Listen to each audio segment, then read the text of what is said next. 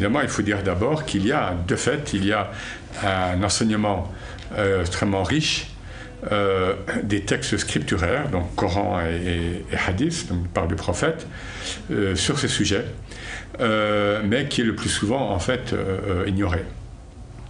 De la part de musulmans, ou même lorsqu'il est connu, eh bien, on ne le pratique pas.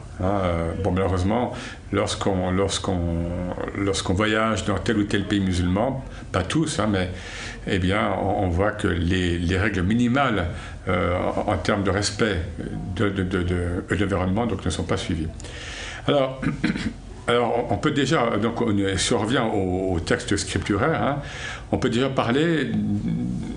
Enfin, c'est un terme, c'est un terme, mais qui émerge de plus en plus chez les penseurs musulmans actuellement. C'est celui donc du cosmisme donc de l'islam, c'est-à-dire le fait que l'être humain, créature élue par Dieu, là on renvoie au Coran, parmi les autres créatures. Élu par Dieu, mais élu par Dieu, ce qui suppose aussi donc de grandes responsabilités. Donc l'être humain, créature élue par Dieu, n'est pas seul, et d'une part dans le cosmos, d'une part, il y a même d'ailleurs à ce propos, entre parenthèses, il y a même un enseignement du prophète sur une présence de vie extraterrestre. Mais là aussi, c'est peu connu, il y a des hadiths là-dessus. Voilà, l'homme n'est pas seul dans le cosmos, et l'homme n'est pas dominateur. Il y a certes ce qu'on appelle ayat et taskhir, c'est-à-dire les versets où en fait Dieu donne à l'homme, enfin à l'être humain un tamkin, donc donne à l'être humain un pouvoir sur tout ce qui est créé, donc la terre, les océans, les animaux, les végétaux, voilà. Mais et les commentateurs le disent bien, ça c'est une face de la chose. L'autre facette, c'est donc cette jouissance dont profite l'homme donc sur Terre, a une contrepartie, c'est de gérer ses biens donnés, ses dons de Dieu, et donc tous ses règnes, et donc pour ça, de les respecter.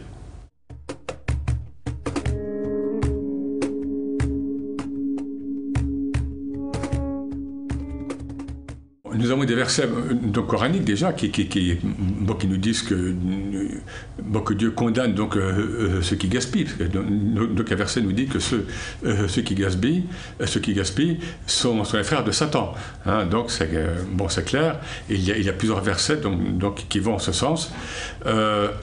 Et le prophète nous le dit. Il nous le dit dans des choses très pratiques, par exemple, éléments qui vont être pris dans le droit musulman, enfin le droit donc, rituel, lorsqu'il disait que même lorsque vous êtes au bord d'un fleuve, Nahr Jarin, donc un fleuve avec de l'eau, c'est pas une rigole, lorsque vous faites vos ablutions dans le fleuve, vous prenez un minimum d'eau.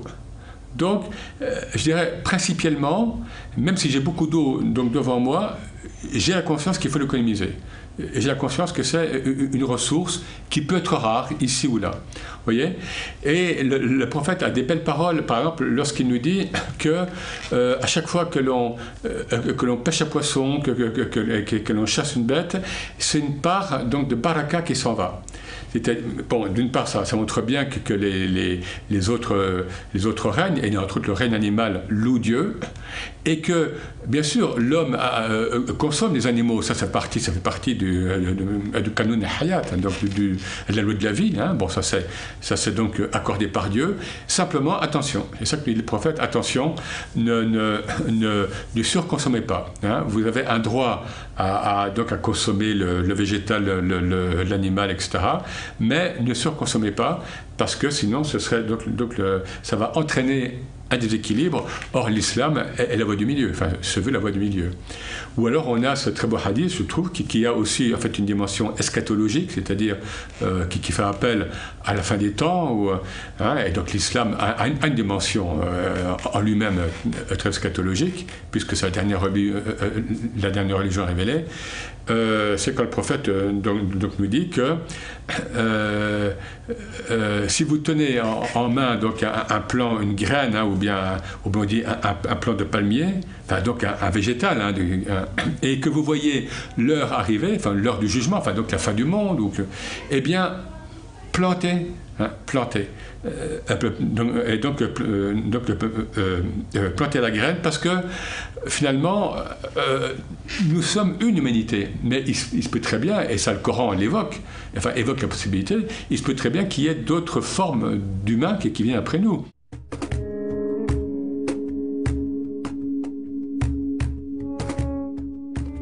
Certains non monothéistes reprochent aux religions monothéistes d'avoir imposé dans le monde finalement un Dieu, donc le Dieu des Juifs, chrétiens surtout, qui sont mis en cause, hein, un Dieu donc dominateur, tout-puissant, et du coup qui délèguerait sa puissance à l'homme. Et donc l'homme, par exemple l'homme occidental, donc dans une culture chrétienne, hein, je veux dire, depuis des siècles, la culture occidentale, c'est une culture chrétienne, eh bien, cet homme pouvait donc conquérir la terre, pouvait également donc soumettre les autres créatures, créatures humaines, hein, donc les Indiens d'Amérique du Sud, du Nord, et puis après le colonialisme en Afrique, etc.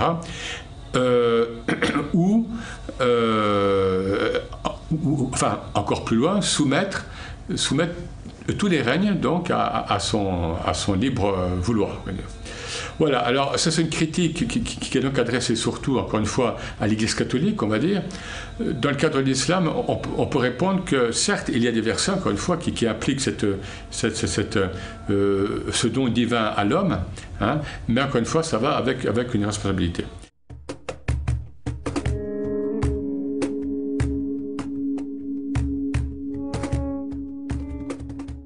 Alors oui, en effet, il y a un double phénomène qui se croise, c'est que nous avons donc tout un public musulman, le plus souvent né en Europe ou bien en Occident, ou bien en tous les cas élevé en Occident, et qui est soumis aux mêmes défis que les autres occidentaux, c'est-à-dire défis de la crise financière, des déséquilibres financiers globaux, de la crise morale, même s'ils sont musulmans eux-mêmes, même s'ils sont croyants, du nihilisme ambiant, je dirais, des inégalités entre riches et pauvres, etc., et de la crise écologique. Et en Occident, donc on en parle beaucoup. Donc ils voient donc ces mêmes défis, et en même temps, ils sont musulmans. Donc, et c'est souvent, donc, je pense notamment à des jeunes, ils redécouvrent parfois leur islamité en revenant aux sources, parce qu'ils doivent, souvent ce qui leur a été transmis, parfois par leurs parents, est un islam très coutumier, etc. Eux, ils veulent revenir vers l'universel, je dirais. Et donc, du coup, ils redécouvrent ou bien découvre même pour la première fois de la tradition islamique tout cet enseignement, donc très riche par rapport à l'éthique, par rapport au respect de l'environnement, et ils vont confronter donc ce qu'ils vivent donc actuellement. Et ça peut donner, donc là il y a une greffe qui est en train de se faire donc réellement. Je crois qu'il y a beaucoup donc de musulmans à différents niveaux qui ont cette conscience. Et puis donc sur un plan plus théologique, là c'est pour des savants musulmans. Et là c'est donc assez mondialisé. Ce sont des savants musulmans qui peuvent être en pays dits musulmans, mais aussi aux États-Unis, en Europe ou etc. On va réactiver des sciences islamiques anciennes qui portent cette éthique.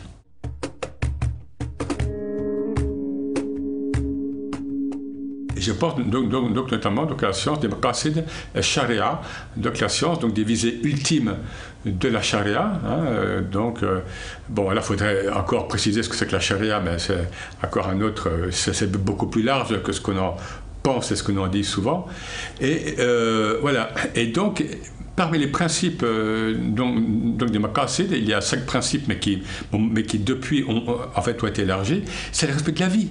Bien sûr, donc le respect de la vie, enfin donc sous toutes ses formes, la vie humaine telle que l'énonce le verset 5.32, c'est-à-dire chaque âme humaine donc doit être respectée et ne pas tenter à sa vie, etc. Mais au-delà, la vie sous toutes ses formes.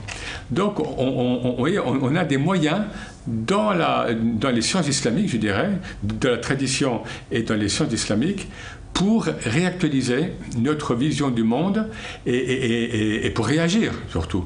Et donc pour réagir notamment donc par rapport à la crise écologique, par rapport au consumérisme, etc. Donc on a les outils pour réagir de manière vraiment concrète. Donc c'est vraiment tout un appareil conceptuel et pratique et même juridique pour réagir. Donc, je dirais que les musulmans n'ont pas d'excuses, je dirais. Hein.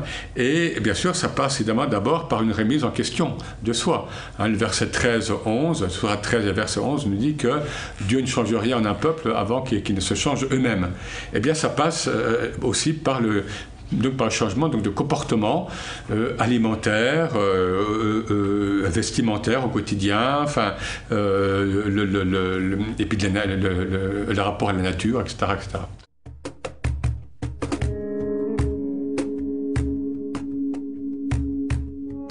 Bien sûr que nous pouvons faire des séminaires, nous pouvons écrire des livres sur l'enseignement islamique, donc par rapport à l'éthique en général, la bioéthique, et bien sûr par rapport à l'écologie. Mais ça ne suffit pas, il faut toucher le public musulman, je dirais, de base, hein, sans être péjoratif du tout. Et là, bien sûr, il faut qu'il y ait les relais cultuels. Hein, il faut que les publics des mosquées, des associations donc islamiques en général, sont sensibilisés à cela. Donc les imams et les responsables donc associatifs musulmans doivent être sensibilisés à ça, je dirais même doivent être formés. Hein, parce que tout le monde ne connaît pas, même des gens qui agissent au nom de l'islam dans tel cadre, ne connaissent pas tout l'enseignement islamique sur tel ou tel domaine. Donc sur ces points-là, en particulier, je crois qu'il faudrait former les formateurs. Hein, et après, il faudrait, je crois, que lors des khutbahs notamment, mais aussi lors des durus, enfin lors des leçons données ici ou là, il faudrait que les imams, ou bien ceux qui prêchent, etc., n'hésitent pas à aborder donc ces aspects appliqués. Parce que parler uniquement de l'aqidah, du dogme, etc., c'est bien, mais il faut l'articuler. Il faut l'articuler avec une conscience vécue au quotidien. Et là, donc, le respect de l'environnement, c'est donc directement lié à ça. Donc, je crois, oui, là, il y a un gros travail donc, de formation des formateurs. Je pense que beaucoup d'imams sont là aussi évoluent, ils sont un peu plus conscients de cela parce qu'ils vivent en Europe et donc la plupart maintenant sont francophones, etc. Donc, de toute façon, bon, je pense qu'on y vient. Mais il faut accélérer, je crois ça. Et donc, il faut former, je crois, à ces personnes-là. Voilà, parce qu'encore une fois, des séminaires, des colloques, même des livres ne suffisent pas, parce qu'on sait bien que le public musulman ou autre, d'ailleurs, ne lit pas beaucoup. Hein, donc il faut que ça touche la base, je dirais, et là, bon, notamment dans le public des mosquées, enfin, je veux dire, par le relais des mosquées, qui est quand même un relais fondamental en Occident et dans les pays musulmans.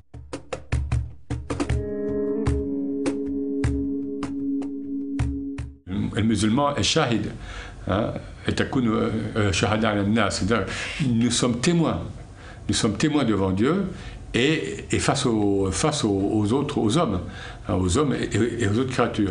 Donc le musulman doit témoigner de ce qu'il a reçu, donc de cet enseignement donc islamique très riche, et donc il doit le partager. Donc encore une fois, ce n'est pas un patrimoine, ce patrimoine islamique n'est pas un patrimoine à privatiser, ou bien à monopoliser, et encore moins à nationaliser.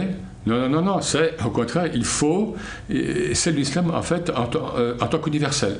Hein. C'est un message aux hommes toutes les sourates donc révélées à la Mecque commencent par Ya Ayyuhan Nas. Donc c'est vraiment donc les hommes, c'est pas Alladhina Amanu, c'est An-Nas, donc c'est les humains, qui sont vraiment concernés, et cette sagesse en partage avec d'autres sagesses issues d'autres religions ou bien doit être partagée, et il n'y a que comme ça, à mon avis, même qu'on s'en sortira. C'est-à-dire qu'il faut que toutes ces sagesses et ces enseignements théoriques et pratiques soient croisés, et donc s'interpénètrent pour que l'humanité s'en saisisse et puis réagisse.